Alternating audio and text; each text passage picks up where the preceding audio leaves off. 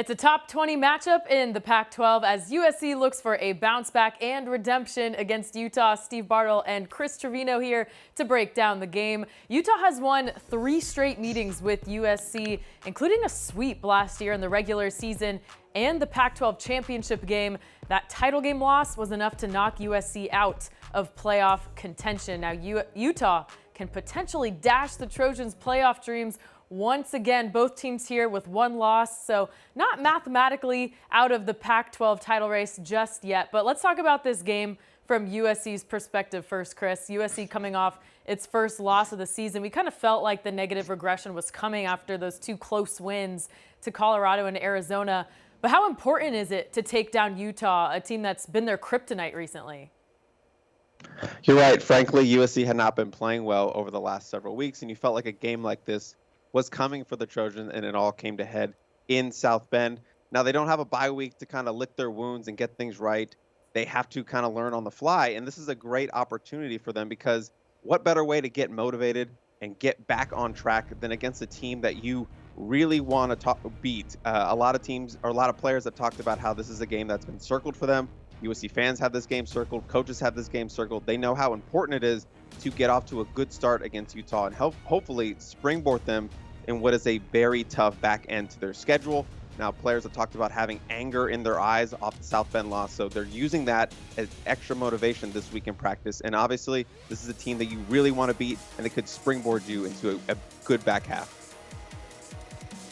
And for Utah, this is a game that's circled each and every year, as is the case for most programs in the Pac-12. And so for Utah, a 4th straight win over USC would be pretty significant. It's been a back-and-forth battle between the 2 programs since 2016, when Utah got their first win at the Coliseum in 2021.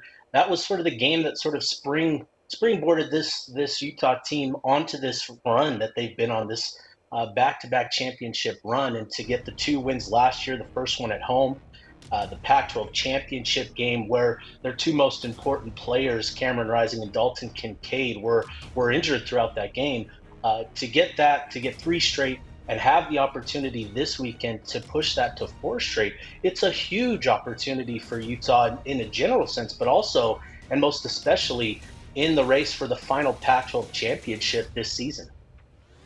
Now, a lot's been said about this USC defense, and a lot of the blame obviously falls on DC Alex Grinch, but he says he saw signs of improvement against the Irish, holding them below their season averages in yards per play, yards per carry, and yards per pass attempt. So, Chris, what changes led to these improvements, and how can USC build on it moving forward? Well, the 2 biggest things were they did not miss tackles and they limited explosive plays. The 3 weeks prior to this game, USC had missed 49 missed tackles, according to PFF. On Saturday, they only missed 2. Now, in terms of the explosive plays, they only allowed 1 explosive play against Notre Dame. Obviously, that one went for a touchdown and ended up being a critical touchdown. But a bunch of offenses had been getting explosive play after explosive play on USC's defense. So if you had told a USC fan that USC's defense was only going to miss 2 tackles and they were only going to allow 1 explosive play, all of them would have assumed USC was going to win by multiple touchdowns. USC's defense held Notre Dame to just 13 points when they got the ball off a punt or a kickoff and not off a turnover. Those 5 turnovers put the defense in really bad positions. Alex Grinch said those are hollow words because their job is to stop for them from scoring points, and they allowed 48 points nonetheless. So they are looking at these things like a positive, but again, they need to do their main job, which is keep points off the board, and they didn't do that. But USC fans are looking at that result of 2 missed tackles after 18 against Arizona and saying that is a huge improvement. If they can have that similar result against Utah, I think USC fans are going to be very happy and hope that their offense shows some sign of life against the Utes. And for all of USC's defensive issues and talk, the big question for Utah is whether they have enough on offense to take advantage of it. Utah's been down bad in terms of health on offense. Over the last 2 weeks, Utah's lost 3 players for the season, most notably and most recently tight end Thomas Yasmin, who had a very memorable touchdown against USC in the Pac-12 championship game last year. But Utah isn't one to make excuses. They're going to go down there with a former walk-on QB and a run game and try to take advantage of Alex Grinch's defense. And that's going to be the key, is establishing the run with Jaquindon Jackson, with Sione Vaki, and that offensive line for Utah. So taking care of the ball, establishing the run, and Utah will hopefully find enough in the throw game to make that game, to take advantage of that defense. All right, so that's Utah's offense. Looking at the Trojans' offense now, Caleb Williams coming off his worst performance, passing for less than 200 yards and throwing 3 interceptions in a game for the first time ever. Bigger picture, though, here, he has trouble against ranked opponents. In 9 games against top 25 teams, he's been sacked almost twice as often, and his efficiency rating drops almost 27 points. So, Chris, what needs to change about the offense to help Williams get back on track here? I personally think they just need to make the offense a little bit more simple, go back to the basics. You know, this is an offense where they're always checking the play with Lincoln Riley at the sidelines and going back and recommunicating. And that kind of leads to some communication errors across the offensive line with people on the offense. There's just been a tick off across the board. So I think just getting back to basics, simplifying it a little bit. Don't ask Caleb to do too much, even though, you know, he is quote unquote Superman and he would try to do too much. I think a lot of the issues on Saturday were him pressing a little bit, makes it throws off his back foot, getting sloppy with mechanics in a big game, in a big moment, trying to do too much for the offense that was clearly struggling. So I would just think getting back to basics, simplify the communication. I think they're going to have better results down the line. And for Utah, the most important factor in this game is controlling the trenches as best they can on both sides of the ball, but particularly on defense. Notre Dame got the win last week in large part because of the pressure they were able to get on Caleb Williams. They kept him contained and kept him in the pocket and were able to get home. And for Utah, looking at this game, you're entering this contest with the nation leader in sacks and Jonah Ellis, who has 9. He leads all power conference players in sacks. You also get back the player who was dubbed the best pass rusher of the defensive end group at Utah, Connor O'Toole, who got a sack in his first 10 snaps of the season last week against Cal. And so for Utah, it's going to be a collective effort.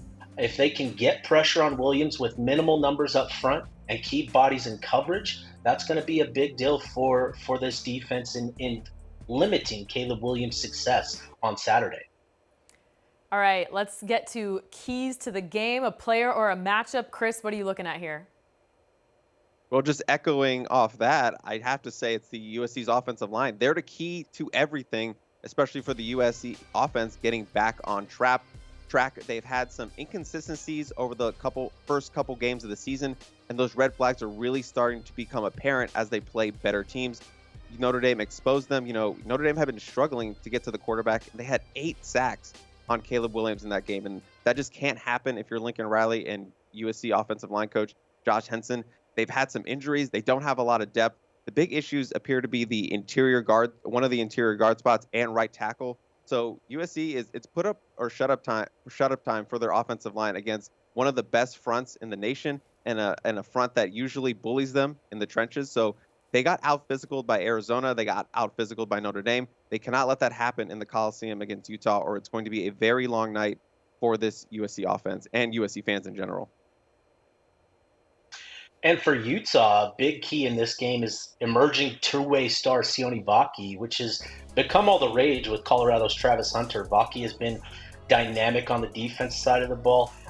In a lot of ways, that Pac-12 championship game last year was sort of his coming out party, as he had multiple stops in that game, big stops in important moments for Utah in that game. Fast forward to this season, he had a big interception against Florida. Now he ran for 158 yards and 2 touchdowns on 14 carries against Cal. He added good juice to the run game, and good run game juice is particularly delicious to Kyle Whittingham, who also shared that this is all about maximizing their best players. So for Vaki, this is going to be a great opportunity for him, and his continued excellence will be a big factor in Utah's success on Saturday. Such a cool story. We'll definitely be keeping an eye on Vaki this Saturday. All right, Steve and Chris, thanks so much for your insight. And for more on the game, be sure to check out USCFootball.com and UteZone.com. They got you covered with your Trojans and Utah football and recruiting news all season long.